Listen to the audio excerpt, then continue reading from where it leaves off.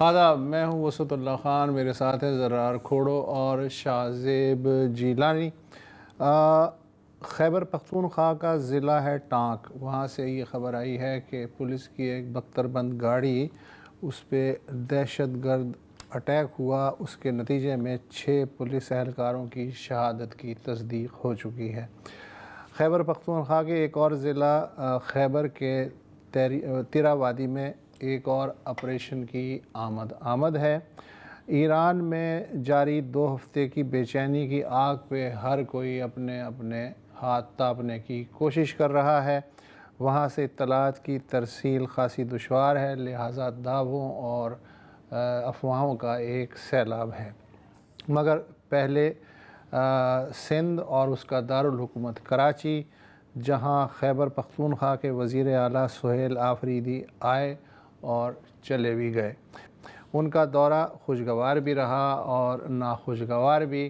ابتدا ٹوپی اور اجرک اور والہانہ استقبال سے ہوئی۔ جناح انٹرنیشنل ایئرپورٹ پہ صوبائی وزیر سعید غنی صاحب نے انہیں ٹوپی بھی پہنائی اور اجرک بھی اڑائی۔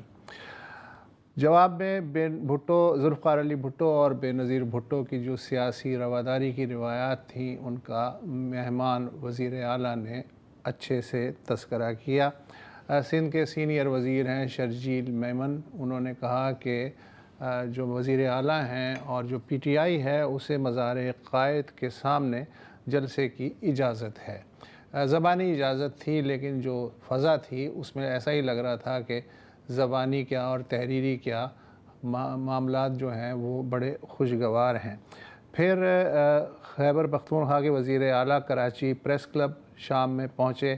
انہوں نے وہاں بتایا کہ پنجاب کے دارالحکومت لاہور جب وہ گئے تو ان سے کیسا سلوک ہوا۔ جہاں ہم کھانا کھانے جاتے تھے اس علاقے کی بجلی تک بند کر دی جاتی تھی، لیکن سندھ میں ایسا کچھ نہیں ہے۔ یہاں سیاسی میچورٹی ہے، سیاسی روایات ہیں اور ایک بہترین ماحول ہے۔ لیکن یہ لو افیئر 24 گھنٹے ہی چلا ہے۔ مجھے مکمل کرنا آپ کر لیں۔ اچھا، اس دوران جو پہلے 24 گھنٹے تھے اس میں میڈیا نے بھی سندھ حکومت کی جو اسپرٹ ہے اور جذبہ اس کی خوب پذیرائی کی۔ کسی نے کہا کہ یہ دیکھیے لاہور اور سندھ کی میزبانی کا موازنہ، سندھ کی میزبانی جو ہے اس کی کیا بات ہے۔ کسی نے کہا کہ یہ پیپلز پارٹی کا ماسٹر سٹروک ہے۔ اصل میں نون اور پی ٹی آئی کی لڑائی ہے جو پنجاب کی حد تک محدود ہے، سندھ کا یا پیپلز پارٹی کا اس سے کیا لینا دینا۔ کسی نے کہا کہ پیپلز پارٹی پنجابی پختون اکثریتی علاقوں میں، کراچی کے جو اکثریتی علاقے ہیں وہاں کے جو نوجوان ہیں، جین زیز ہیں، ان کے دل میں گھر کرنا چاہتی ہے، اور جین زیز کا جھکاؤ زیادہ تر لوگوں کا خیال ہے کہ وہ خان صاحب کی جانب ہے۔ کسی نے کہا کہ مستقبل میں پنجاب میں اگر کوئی سیاسی معاملہ ہوتا ہے اور انتخابی فضا ہوتی ہے یا کچھ اور بھی ہوتا ہے تو پی ٹی آئی اور پیپلز پارٹی کی انڈرسٹینڈنگ بڑھ سکتی ہے۔ اور کسی نے کہا کہ 28ویں ترمیم کے ذریعے نئے صوبوں کی تشکیل اور این ایف سی ایوارڈ میں رد و بدل سوچ سمجھ کے کیا جائے۔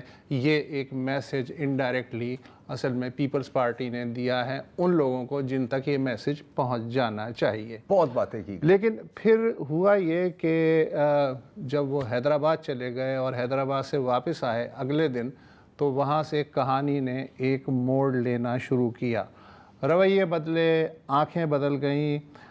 پھر یہ سوال اٹھا کہ پیپلز پارٹی نے جو ٹوپی پہنائی تھی اور اجرک اڑائی تھی اور جو خیر سگالی کے جذبات تھے وہ اچانک سے کہاں ہوا ہو گئے۔ دونوں طرف سے ٹینشن والے بیانات جو ہیں وہ شروع ہو گئے، اور پھر یہ سوال بھی اٹھا کہ پیپلز پارٹی نے خیر سگالی برتنے کی کیا کسی سے پیشگی اجازت بھی لی تھی یا اپنے تئیں یہ فیصلہ کر لیا تھا کہ ہم ایسے ہی کریں گے۔ مختصر یہ کہ 24 گھنٹے بعد لاہور اور کراچی کی میزبانی لگ بھگ ایک پیج پہ آ گئی۔ وزیر اعلیٰ سہیل آفریدی کو اس پورے سلسلے میں جتنی توجہ چاہیے تھی، میرا ذاتی خیال ہے کہ اتنی توجہ سمیٹ کے اب وہ اپنے گھر گئے ہیں۔ ناصر شاہ صاحب جو ہمارے وزیر بلدیات ہیں سندھ کے، انہوں نے کہا تکلیف کی معذرت اگر آپ کو تکلیف ہوئی ہو۔ اس کے برعکس جو ہمارے صوبائی وزیر داخلہ ہیں انہوں نے سخت لہجہ اپنایا تھرو آؤٹ، پہلے دن نہیں دوسرے تیسرے دن یہ ہوا ہے۔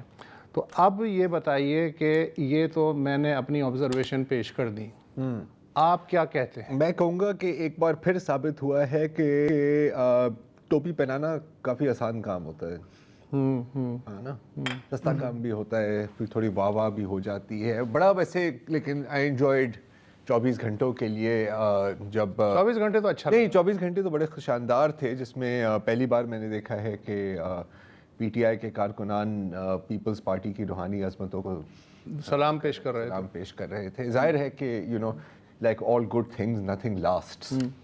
اب جہاں تک اب ظاہر ہے کہ دیکھیں اب جو رپورٹرز ہیں وغیرہ کے رستے میں بیریئرز تو لگے تھے، ایسی چیزیں بھی ہوئی ہیں۔ اب ظاہر ہے کہ ڈیبیٹ اب اس پہ آتی ہے کہ کال پی ٹی آئی لاکھوں لوگ نکلے، پولیس ایسٹیمیٹ کے مطابق 5000 لوگ نکلے، گھوم پھر کر بات پھر کرسیاں گننے پر ہی آ جاتی ہے۔ ایک میری جو ذاتی آبزرویشن ہے، ظاہر فوٹیج سے آپ یہ اندازہ لگا سکتے ہیں، میرا خیال ہے کہ 5 سے 7 ہزار لوگ تو ہاں، مطلب اتنی رکاوٹوں کے باوجود، اتنی رکاوٹوں کے باوجود، اور یہ بات سگنیفیکنٹ ہے، یہ بھی بات سگنیفیکنٹ ہے کہ بظاہر کافی چارجڈ اور ڈٹرمنڈ کراؤڈ تھے۔ مطلب کہیں آپ 50,000 لوگوں کو بھی گیدر کر سکتے ہیں، لیکن اگر وہ یوں بیٹھے ہوئے ہیں، آپ کوئی بیان دیتے ہیں اور وہ صرف ہو سکتا ہے وہ خود نہ آئے ہوں، لائے گئے ہوں، بسٹ ان ہوں، وہ آپ کو پتہ لگ جاتا ہے نا، ایک جو جینوئن جو نظریاتی کراؤڈ ہوتا ہے، چارج کراؤڈ ہوتا ہے، اور جو پھر ٹرانسپورٹڈ کراؤڈ ہوتا ہے، اس میں ایک فرق نظر آتا ہے یقیناً۔ میری یہ آبزرویشنز ہیں، کچھ اور بھی باتیں ہیں، لیکن میرا خیال ہے کہ پہلے شاہزیب کو موقع دے دیتے ہیں۔ جی شاہزیب، مائک از یورز، آپ کنٹینر پہ چڑھ سکتے ہیں آپ۔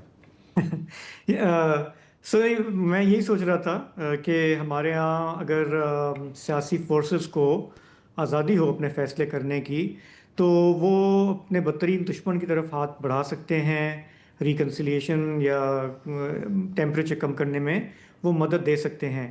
ماضی میں ہم نے دیکھا ہے کہ جب جب ایسی کوششیں ہوئی ہیں تو پھر بیچ میں وہ جو ہم کہتے ہیں کہ بلا دودھ پی جاتا ہے، وہی ہوتا ہے۔ مجھے یہ جو کل پرسوں کا یہ ایپیسوڈ ہوا، جتنا تیزی سے اس کا جو اپس اینڈ ڈاؤنس تھے اور جو dramatic turns, twists and turns تھے، مجھے یاد آ رہا تھا وہ ٹائم جب میاں نواز شریف نے گورنمنٹ بنا لی تھی، پیپلز پارٹی اس کے ساتھ تھی، اور پھر کہیں پہ کسی کو یہ جو پارٹنرشپ ہے یہ توڑنے کا انہوں نے تہیہ کیا ہوا تھا، اور پیپلز پارٹی کے جو اہم لوگ ہیں ان کے خلاف یکا یک نیب کے مقدمے آ گئے، کوئی 500 ارب کے بھی الزامات آ گئے، پتہ نہیں کیا کیا ہوا۔ جو لوگ آصف زرداری کے رائٹ اینڈ لیفٹ ہینڈ تھے ان پہ کارروائی ہوئی، اور پھر زرداری صاحب نے جب کوشش کی کہ میاں نواز شریف سے رابطہ کریں تو انہوں نے ملنے سے انکار کر دیا تھا، اور پھر وہ پارٹنرشپ ہم نے دیکھا ٹوٹ گئی۔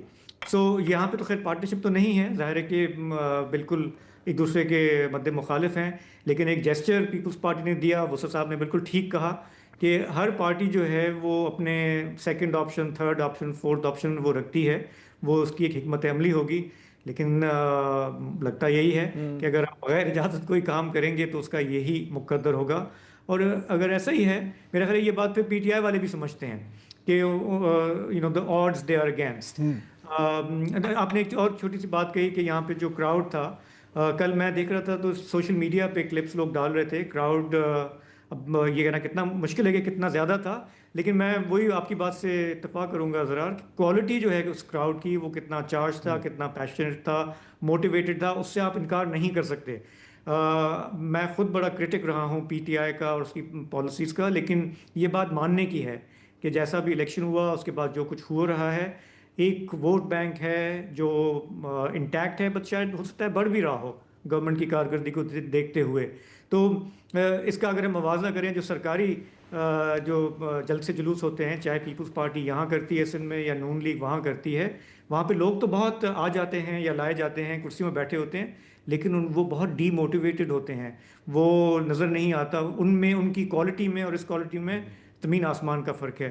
اور میرا یہ خیال ہے کہ ٹھیک ہے، یہ ایک ایپیسوڈ ہو گیا، سندھ گورنمنٹ نے اپنے حساب سے جیسے اس کو ہینڈل کیا، وہ میسج چلا گیا، لیکن یہ ہے ہیومن نیچر بھی تو ہے نا یار، ایک انسانی فطرت بھی ہے نا کہ جس چیز سے آپ کو روکا جائے، ہاں آپ کو وہی چیز چاہیے ہوتی ہے۔ ہاں آپ کسی کتاب پر پابندی لگا دو، آپ کسی کالم کو ہٹا دو, چاہے وہ جتنا بھی تھکا ہوا کالم ہے, ایک دم سب پڑھنا چاہتے ہیں. ابھی ہوا ہے ابھی حال میں, وہ حالیہ مثال کی میں دے رہا ہوں. اگین یہی ہوتا ہے یہاں پر بھی, یہی ہوتا ہے کہ اگر آپ کو کسی جگہ جانے سے روکا جا رہا ہے تو بندہ کہتا ہے یار اب تو مطلب اب تو ضد کا مسئلہ ہو گیا ہے, میں اب گھوم کے بھی جاؤں گا. آپ کو کسی چیز سے کور کرنے سے روکا جاتا ہے تو ہم یہ بھی سوال پوچھتے ہیں کہ کیوں, مطلب آپ کا کیا ہو جائے گا. لیکن وہی وسعت, آپ اور میں پچھلے ہفتے شاہزیب ہماری یہی ڈسکشن چل رہی تھی کہ یار اتنی ٹینشن کیوں ہوتی ہے ریاست کو جب بظاہر ساری چیز آپ کے ہاتھ میں ہے, عدلیہ آپ کے ہاتھ میں ہے, پارلیمنٹ آپ کے ہاتھ میں ہے, میں عرض کرتا ہوں, آپ کے ہاتھ میں. ہاں, وہ آپ نے سنا ہے کہ گل اتوں ہی آگے ودی ہے. اصل میں مسئلہ ہے کہ ایک چھوٹی سے واقعے سے بڑی چیز بن سکتی ہے, اور ہم نے تاریخ میں یہ دیکھا ہے. اچھا, چونکہ یہ فیڈرل ریاست ہے لہٰذا, اور ہارڈ اسٹیٹ بھی ہے, لہٰذا صوبوں کو ایک پیج پہ ہونا چاہیے. اب اگر پنجاب میں ایک انہوں نے ٹیمپلیٹ بنا دیا ہے کہ پی ٹی آئی سے یا تحریک تحفظ آئین پاکستان سے کیسے نمٹنا ہے, تو وہ ٹیمپلیٹ جو ہے پھر بلوچستان میں بھی لاگو ہونا چاہیے. پھر سندھ کی اپنی 1.5 انچ کی مسجد نہیں ہونی چاہیے, وہاں بھی جو ہے وہ ہونا چاہیے تاکہ ایک وفاقی ریاست, ایک ہارڈ اسٹیٹ نظر آئے. آپ نے کہا کہ ریاست اتنی پریشان کیوں ہوتا ہے. ریاست جو ہے اسی لیے نا, ریاست جو ہے نا وہ اب پڑھ لکھ گئی ہے, اور اس کو آس پاس کے جو حالات ہیں ان سے بھی اندازہ ہوتا ہے کہ کس طرح جو ہے ایک معمولی سی چیز جس کے بارے میں ایکسپیکٹ بھی نہیں کرتا بندہ, مثلا سری لنکا بھی ہم ظاہر ہے کہ ہم سبھی دیکھ رہے تھے, بنگلہ دیش بھی ہم سبھی دیکھ رہے تھے, نیپال بھی ہم سبھی دیکھ رہے تھے, ٹونیزیا, عرب اسپرنگ ہاں. تو یہ اتنی ساری مثالیں ہیں, اور ابھی ایران دیکھ رہے ہیں آپ, جس کا ابھی ہم تذکرہ کریں گے.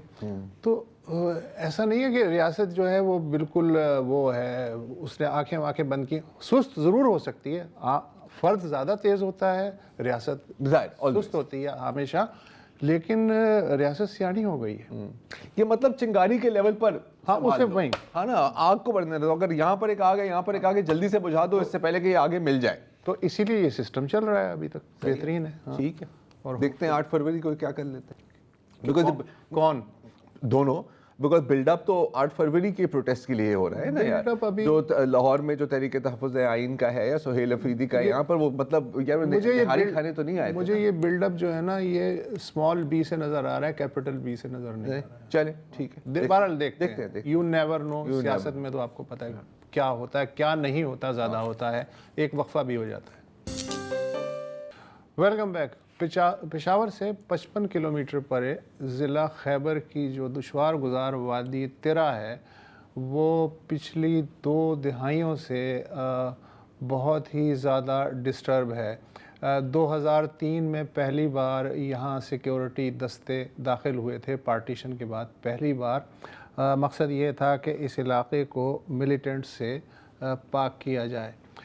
اس چکر میں اب تک 4 بڑے آپریشن وقتاً فوقتاً ہو چکے ہیں.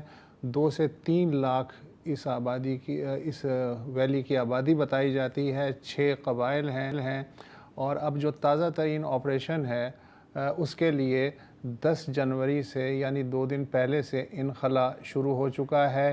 یہ انخلا 25 جنوری تک جاری رہے گا. شدید سردی ہے, 30,000 خاندان کیسے مائیگریٹ کریں گے, ان کے لیے بظاہر 1-2 کیمپ بھی بنائے گئے ہیں, رجسٹریشن کا عمل بھی جاری ہے. 25 تک حکام کہتے ہیں کہ یہ عمل مکمل ہو جائے گا لوگوں کو نکالنے کا, اور پھر 2 مہینے لگ بھگ آپریشن میں لگیں گے. صفائی ہوگی, دہشت گردوں سے یہ علاقہ ایک بار پھر پاک کیا جائے گا, اور شاید 25 مارچ کے بعد لوگوں کو واپس آنے کی اجازت دی جائے گی. لیکن اس دوران سوال یہ ہے کہ اب تک لوگ کتنے مائیگریٹ کیے ہیں, سخت سردی میں ان کی کیا حالت ہے, رجسٹریشن کے عمل کے بارے میں بھی سست روی اور دیگر شکایات بھی موصول ہو رہی ہیں.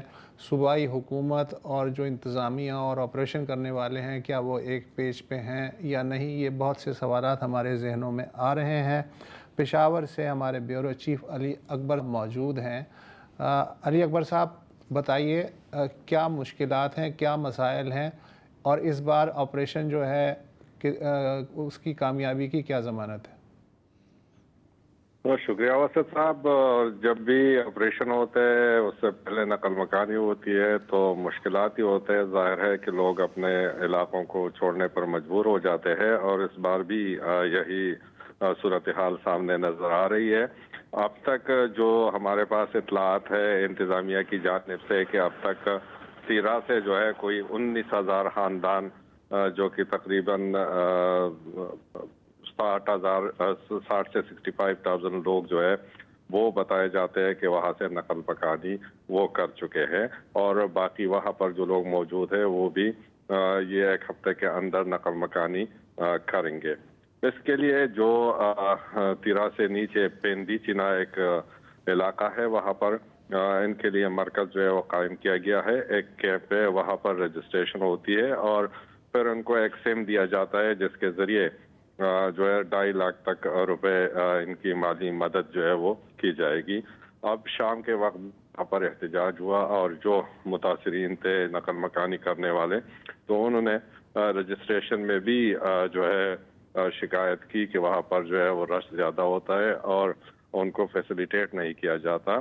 دوسرا ہے کہ جو ان کو رقم دی جاتی ہے تو اس حوالے سے بھی بے ضابطگیوں کی شکایات جو ہے وہ کی ہے. وسط صاحب جہاں تک صوبائی حکومت اور آپریشن کرنے والوں کی بات ہے تو بظاہر تو صوبائی حکومت کا جو بیانیہ ہے وہ مختلف ہے. جو ظاہر ہے کہ سیاسی طور پر وہ اپنا بیانیہ لے کے جاتے ہیں لیکن اگر دیکھا جائے تو یہ نقل مکانی ہو رہی ہے اور یہ ایک صوبائی حکومت کی انڈرسٹینڈنگ سے جو ہے ظاہر ہے وہ ہو رہی ہے. اس کے علاوہ جو پی ڈی ایم ہے پروونشل ڈیزاسٹر مینجمنٹ اتھارٹی ہے وہ اس صورتحال کو جو ہے وہ دیکھ رہی ہے اور جو ان کا الگ ایک سیاسی بیانیہ ہے وہ الگ طور پر دیکھا جاتا ہے. علی اکبر میں یہ جاننا چاہتا ہوں یہ غالباً 5واں شاید آپریشن ہے جو ہو رہا ہے. پچھلے 4 آپریشن وہ نتائج کیوں نہیں پیدا کر سکے اور جب یہ سارے خاندان باہر نکال لیے جائیں گے تو آپ کا کیا خیال ہے کہ جو دہشت گرد ہیں جن کے خلاف آپریشن ہونا ہے وہ اپنی جگہ ٹکے رہیں گے کیا؟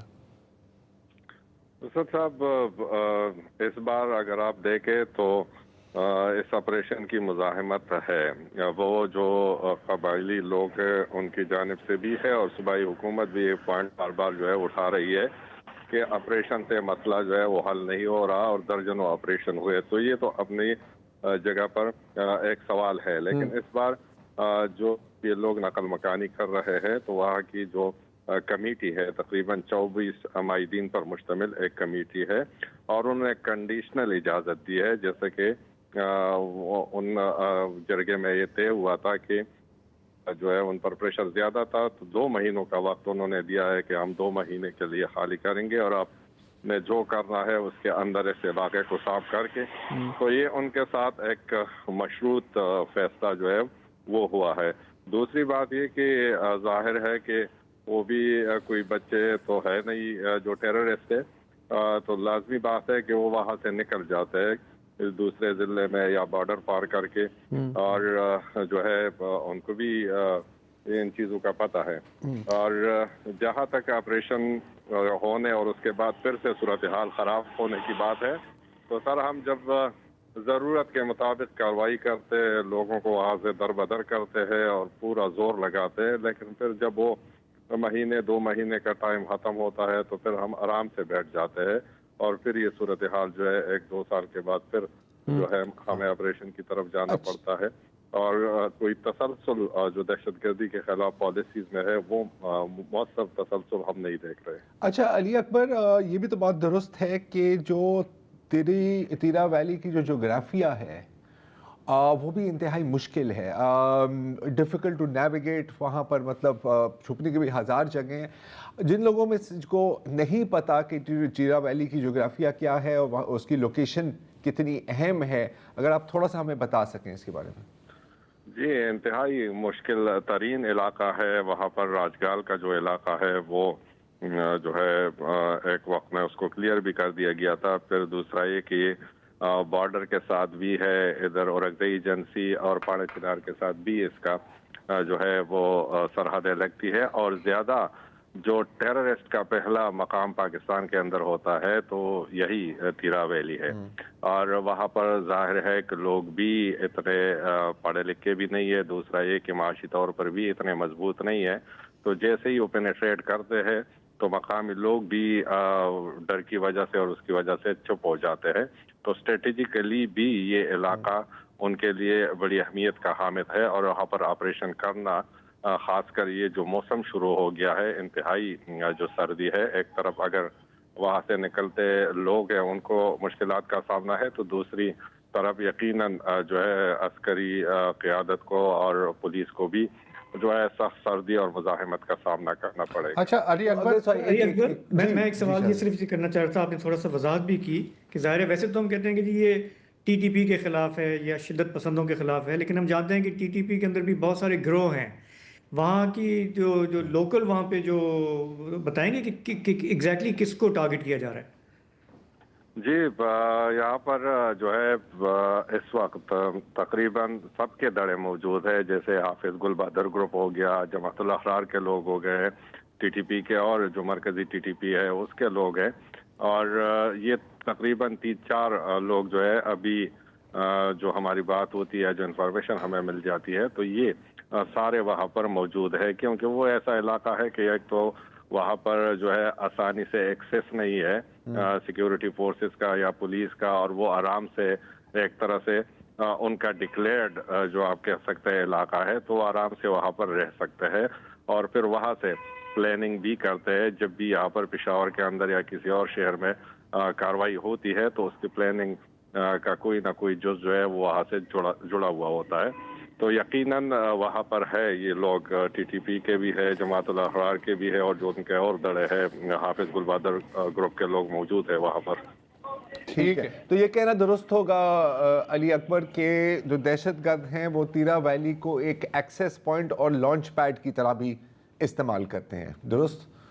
बिल्कुल, इसमें कोई वो शक नहीं है। जब भी इस तरह की पाकिस्तान के अंदर दहशतगर्दी बढ़ी है तो उन्होंने वहाँ से कार्रवाइयों का आगाज किया है और आसानी से वहाँ पर वो लोग जो है अपनी जड़ें मजबूत कर सकते हैं।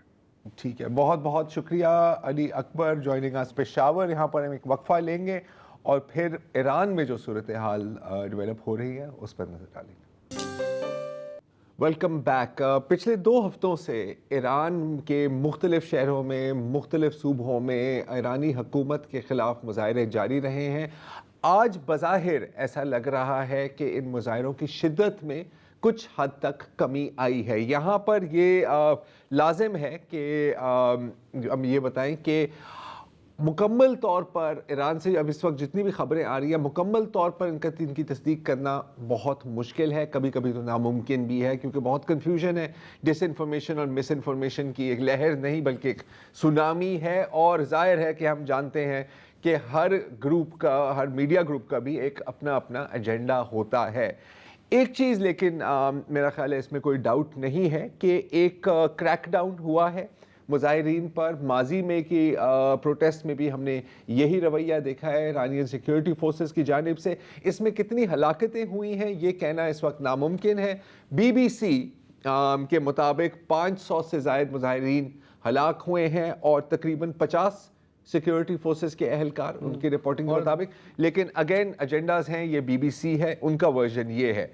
जो नीम ऑफिशियल, नीम सरकारी ईरानियन न्यूज़ एजेंसी है, तस्नीम न्यूज़ एजेंसी, उन्होंने एक फिगर दी है कि तकरीबन 809 या इससे ज़ायद सिक्योरिटी एहलकारों को भी हलाक हुए हैं इन मुजाहरों में। मेरे लिए एक इंटरेस्टिंग बात यह है लेकिन वसत और शाहजेब के आज मैं देख रहा था कि ईरानियन TV पर, और आपको पता है कि ये ज़ाहिर है स्टेट बैक टेलीविज़न भी है, में बाकायदा फुटेज दिखाई गई है सर्द खानों की, जिसमें मुजाहिरीन की लाशें पड़ी हुई हैं। और ये जो रिपोर्टर हैं ये इस पर रिपोर्ट कर रहे हैं। और ये बात इंटरेस्टिंग है कि ज़ाहिर है इन्होंने ये कहा कि बिल्कुल ये ऐसा हो सकता है कि कई इनमें से जो लोग यहाँ पर लिखे हुए हैं वो मुसल्लह थे, वो पुरतशद्दुद थे, मतलब इश्तियाल अंगेज़ी में मुलव्विस थे, लेकिन सबके बारे में ये नहीं कहा जा सकता। This is the reporter himself. اس کے ساتھ ساتھ ٹی آر ٹی پر بھی اس طرح کی فوٹیج اویلیبل ہے. ٹی آر ٹی ٹرکش براڈ کاسٹر, جس میں ایک سرد خانے کی باہر کی تصویریں دیکھ سکتے ہیں, اور آپ دیکھ سکتے ہیں کہ کئی درجن لاشیں یا شاید اس سے بھی زیادہ زمین پر پڑی ہوئی ہیں اور لوگ ان کی آئیڈینٹیفیکیشن کر رہے ہیں. یہاں پر یہ بھی آپ بات نوٹ کریں کہ ترکش حکومت جو ہے وہ اس وقت اینٹائی ایران نہیں ہے, اور ایران میں رجیم چینج یا انسٹیبلٹی کے حق میں بالکل نہیں ہے. آج ہم نے یہ بھی دیکھا کہ کئی ہزار, بلکہ میں تو کہوں گا لاکھوں لوگ ایران کے سڑکوں پر نکلے ہیں حکومت کے حق میں اپنی آواز بلند کرنے کے لیے. تہران ہو, مشہد ہو, قم ہو, مختلف شہر ہو, تو آپ دیکھ سکتے ہیں کہ بہت بڑی تعداد لوگوں کی نکلی ہوئی ہے.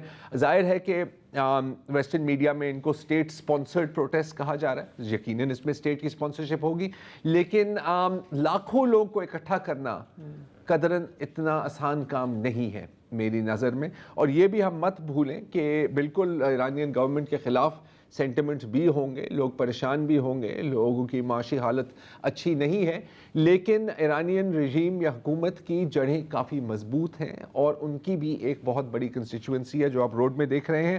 I think as a show of confidence جو ایران کے صدر ہیں پزشکیان صاحب, اور ان کے ساتھ علی لاریجانی, اور ایران کے جو وزیر خارجہ ہیں, وہ بھی مظاہرین کے ساتھ مارچ کرتے ہوئے نظر آئے. اچھا, ایران کے باہر بھی مظاہرے ہو رہے ہیں مختلف مغربی ممالک میں, ترکی میں, اور یہ زیادہ تر ایرانین ڈائسپورا لیڈ کر رہی ہے. اگر ایرانین ڈائسپورا انوالو ہوگی تو آپ کو پتہ ہے کہ ظاہر ہے وہ ایران کی حکومت کے خلاف ہی پروٹیسٹ کر رہی ہوں گی. اور ایک عجیب و غریب بات, عجیب و غریب بات تو نہیں ہے, کافی انفیکٹ پریڈکٹیبل بات ہے کہ جہاں ایران کا پرانا جھنڈا بلند کرتے ہیں اس کے ساتھ اسرائیل کا جھنڈا بھی ہوتا ہے. جیسے یہ جو نمونہ یہاں پہ ناچ رہا ہے, آپ دیکھ رہے ہیں کہ ایک ہاتھ میں ایک جھنڈا ہے. رضا شاہ پہلوی کے ہاتھ, یہ پہلویسٹ ہیں. جہاں تک رضا شاہ پہلوی کی بات ہے, ابھی میں ان کا بھی بیان دیکھ رہا تھا, وہ کہہ رہے تھے کہ جی آپ بالکل آپ ڈٹے رہیں, پیچھے بالکل نہیں ہٹ رہا, امداد آنے والی, سیکیورٹی فورسز کو بھی کنفرنٹ کریں. میں نہیں آ رہا کیونکہ میں کیسے آ سکتا ہوں ایران, لیکن آپ ٹینشن نہ لیں, پوری مدد آپ کو ملے گی. ٹرمپ بھی ظاہر ہے یہی کہہ رہا ہے, جس کے جواب میں ایرانی حکومت نے کہا کہ میرا خیال ہے کہ جو آپ کے اپنے ملک میں مظاہرے ہو رہے ہیں آپ ان کو پہلے سنبھالیں, ہماری خیر ہے, ہم اپنے آپ کو سنبھال لیں گے.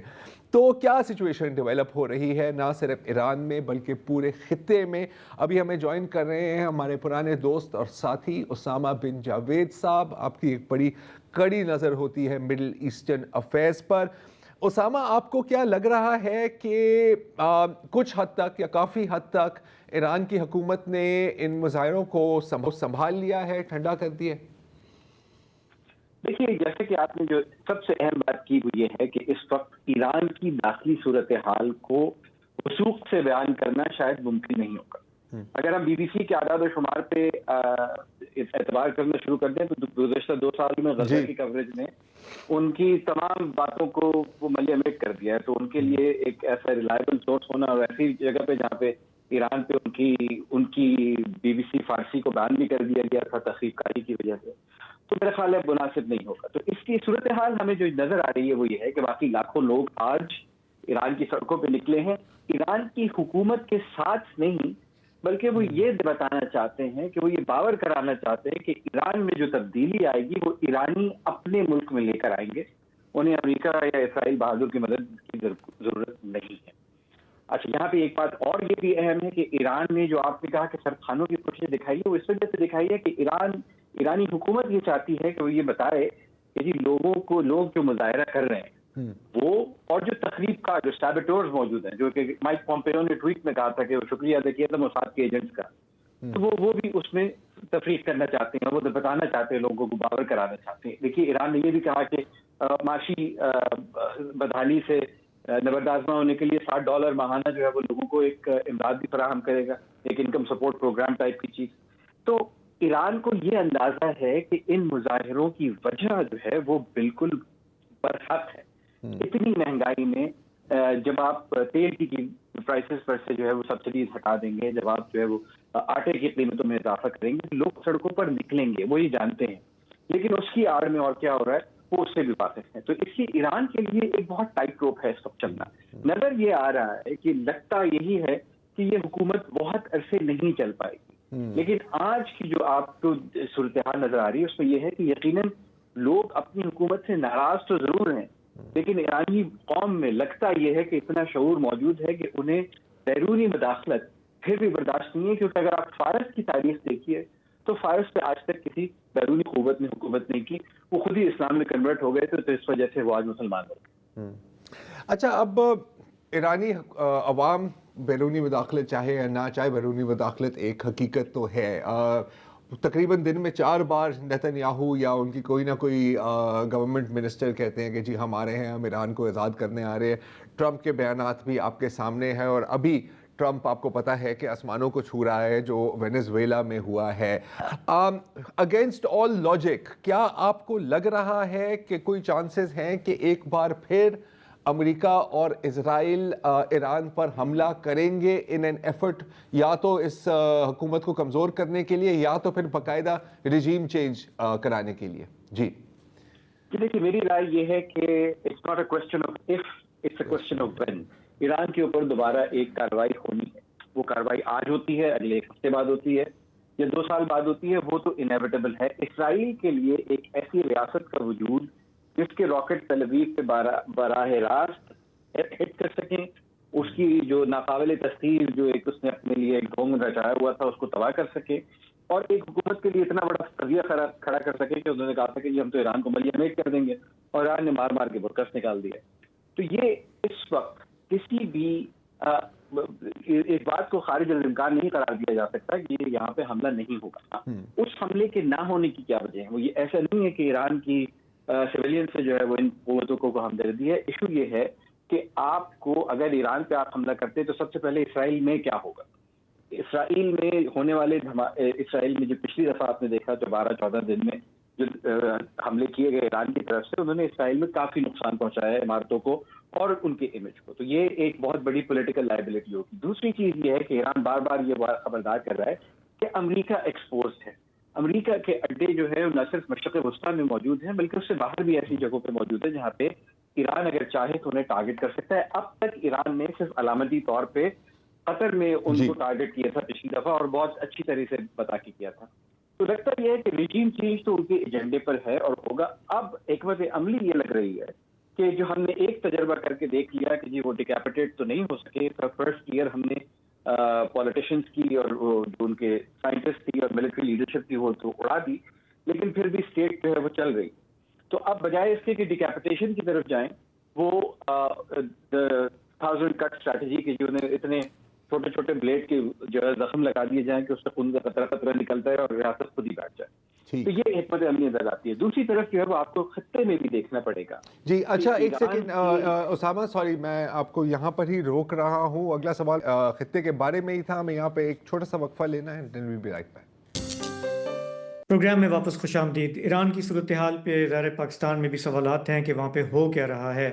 ابھی ہم پروگرام میں یہ بات کر رہے تھے کہ عالمی نشریاتی ادارے جیسے کہ ایون BBC ہے یا دوسرے ہیں، وہ جو فگرز بتا رہے ہیں کہ اتنے 100 ہلاکتیں ہوئی ہیں، لوگوں کی جانیں گئی ہیں۔ ہم نے یہ دیکھا ہے وہ سطرار ایک پیٹرن پہلے بھی کہ جب بھی خواہش ہوتی ہے مغربی ممالک کی کہیں رجیم چینج کی، اور جب اندر سے بھی سمجھیں کہ کرفیو ہوتا ہے انفارمیشن پہ، جیسے کہ ابھی ایران میں ہے، ایک انٹرنیٹ بلیک آؤٹ ہے، تو ایک یہ 2-3 ہوتی ہیں انٹرنیشنل ہیومن رائٹس آرگنائزیشنز جو یہ اعداد و شمار دے رہی ہوتی ہیں۔ اس دفعہ بھی ہم نے دیکھا ہے کہ ایک ناروے میں بیسڈ ایک تنظیم ہے ایران ہیومن رائٹس، اور 2 کردش تنظیمیں ہیں جو یہ فگرز دے رہی ہیں، اور جن کو پھر یہ مغربی ادارے بار بار کوٹ کرتے ہیں اور یہ بھی کہتے ہیں کہ جی ہمیں کچھ پتہ نہیں کیا ہو رہا ہے اندر، لیکن یہ تنظیمیں یہ بات کہہ رہی ہیں اور اس کو آہستہ آہستہ سے کریڈیبلٹی ملنا شروع ہو جاتی ہے۔ تو اس کیس میں بھی ہم دیکھ رہے ہیں کہ ایران کے اندر جو صورتحال ہے اس کو ہم نہیں کہہ سکتے کہ بڑھا چڑھا کے پیش کیا جا رہا ہے یا کیا ہے، لیکن اسامہ بن جاوید ہمارے ساتھ ہیں، اس معاملے پہ بات کر رہے ہیں۔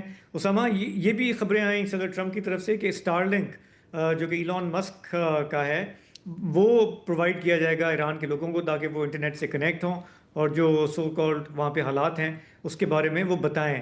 یہ ہوتا نظر نہیں آ رہا کیونکہ یہ ایکسیس ہے نہیں لوگوں کے پاس، رائٹ؟ جی بالکل، جیسا کہ آپ نے بات ہی شروع کی عالمی نشریاتی اداروں سے، تو وہ ہے کہ واقع کچھ نظر آتے ہیں کچھ اور دیتے ہیں دھوکہ یا بازیگر کھلا۔ اس کے مزداق جو ہے وہ آپ نے بالکل صحیح کہا کہ جب بھی شورش کرنے کی خواہش ہوتی ہے بین الاقوامی دارالخلافوں میں، تو یقیناً آپ کو پھر ایسی خبریں ملتی ہیں، اور ان خبروں کی ترویج کے لیے پھر آپ کو ضرورت پڑتی ہے ذرائع ابلاغ کی. اور چونکہ ایران نے پابندی لگا دی انٹرنیٹ پہ، تو پھر وہ جو آپ چاہ رہے تھے کہ وہیں سے ایک ویو اٹھے اور اس کے بعد ایک چھوٹی چھوٹی آگوں سے ایک بھڑکنا شروع کرے، ایک بڑا شعلہ، وہ نہیں ہو پایا. تو پھر جو ہے وہ مجھے ابھی ایک ٹیکنیکل صاحب سے بات ہو رہی تھی، انہوں نے بتایا کہ اس وقت بڑی تیزی سے اسٹار لنک کی سیٹلائٹ تو کھول دی گئی ہیں، اسٹار لنک کے اینٹینا اویلیبل نہیں ہیں، اور جو وہ ان کا ایلان مسک صاحب کا فون ہے وہ بڑی مقدار میں جو ہے وہ اسمگل کیا جا رہا ہے اس وقت ایران میں.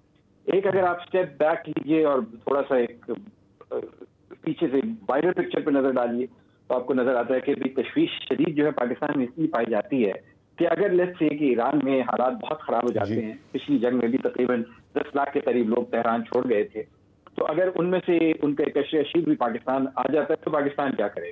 نہ زبردستی انہیں روک سکتے ہیں، نہ ہمارے پاس یہ صلاحیت ہے کہ پاکستان انہیں ہوسٹ کر سکتا ہے.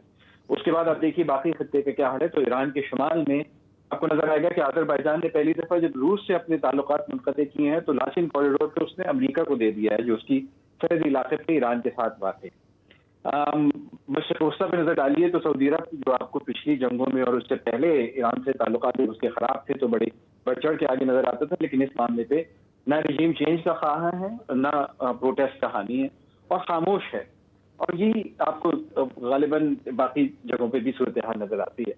آپ ایران کی اگر انفلوئنس کی بات کریں اس ریجن میں تو یقیناً شام میں ان کی حکومت، بشار الاسد کی حکومت ختم ہونے جانے سے بڑا ایران کو نقصان دھچکا پہنچا ہے. حزب اللہ کی کمزور ہونے سے ایران کو ایک دھچکا پہنچا ہے. لیکن ابھی بھی یمن میں جو دو بڑی عسکری قوتیں ہیں ان میں ایک ہوتی ہیں اور ایک ان کی جو علیحدگی پسند جنوب میں یمنی موجود ہیں. تو ایران کا ابھی بھی اثر و رسوخ باقی ہے. اور سب سے بڑا خطرہ جو سعودی عرب، عراق اور GCC کو ہے وہ ہے اسٹیٹ آف ہارموز کا، کہ اگر آپ دنیا کی 70% تیل کے آنے والی سپلائی لائن کو چوک کر دیں گے، جو کہ ایران پہ ہونے والی جنگ کا ایک براہ راست سب سے بڑا خطرہ ہے. اور اگر ایسا ہو گیا تو صرف یہ اس کے نتائج صرف ایران پہ نہیں، ان ممالک پہ جو اس خطے میں موجود ہیں ان پہ ہوں گے، اور ساری دنیا کے عالمی سطح پہ ان تمام چیزوں کا اثر پڑے گا. تو یقیناً بہت تشویش پائی جاتی ہے. اور آپ کو اس وقت شیئر لیڈنگ میں ایران میں، چاہے وہ حکومت کی تبدیلی ہو، چاہے وہ ان کی عسکری طاقت کا ختم ہونا ہو، امریکہ اور اسرائیل کے علاوہ کوئی ایسا بردبار ملک نہیں نظر آتا جو یہ چاہتا ہو کہ ایران میں انسٹیبلٹی اور عدم استحکام پیدا ہو. ٹھیک، بہت بہت شکریہ اسامہ بن جاوید. دیکھیں پاکستان کی انہوں نے ذکر کیا، میرے خیال سامنے دو نائٹ میئر سینیریوز ہیں. ایک تو کہ حکومت گرتی ہے اور کوئی پرو اسرائیل حکومت، ان لائکلی ہے لیکن ہونے کے لیے کچھ بھی ہو سکتا ہے، وہ تہران میں اسٹیبلش ہو جاتی ہے.